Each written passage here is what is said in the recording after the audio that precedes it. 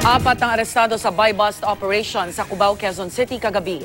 Naabutan pa umano ng mga pulis na bumabatak ng shabu ang tatlo sa mga arestado. Nagbabalik si Von Aquino. Iskoran at gamitan umano ng shabu ang bahay na ito sa barangay San Martin de Porres sa Cubao, kaya ikinasang isang buy-bust operation kagabi. Ayon sa Station Drug Enforcement Team ng QCPD Station 7, 2,000 pisong halaga ng shabu ang binili nila sa target na si Mark Anthony Ignacio. Dinala po ng asset dito yung sponsor buyer natin at pinakilalang bumili din ng shabu. Kanya po pinagbintahan po ng suspect natin yung sponsor buyer natin. Nang magkaabutan ng pera at ng item, dito na raw pinasok ng mga pulis ang bahay.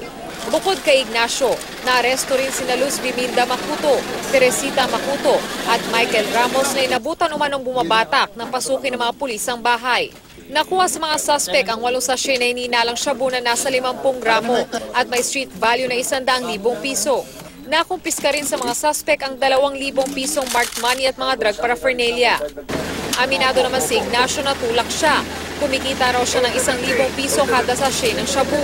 Sa isang mall sa Quezon City raw sila nakikita ng tao nagsusupply sa kanya ng shabu. Ako lang po nagdadala dito. Pero ikaw yung nagbenta doon sa pulis kanina? Opo. Sila sinusuplayan mo din? Opo. Magkano binabayad nila sa'yo?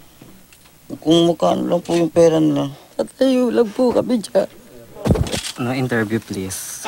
Ayon sa otoridad, lumaganap daw sa lugar ang bentahan ng shabu noong pansamantalang sinuspindi ang Oplan Tokhang, Pero.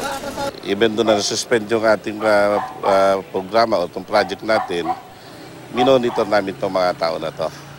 So ito na pag-resumption, yan sigurado na may makuha tayo. May natatabaho tayo. Mahaharap ang mga suspect sa kasong paglabag sa Comprehensive Dangerous Drugs Act.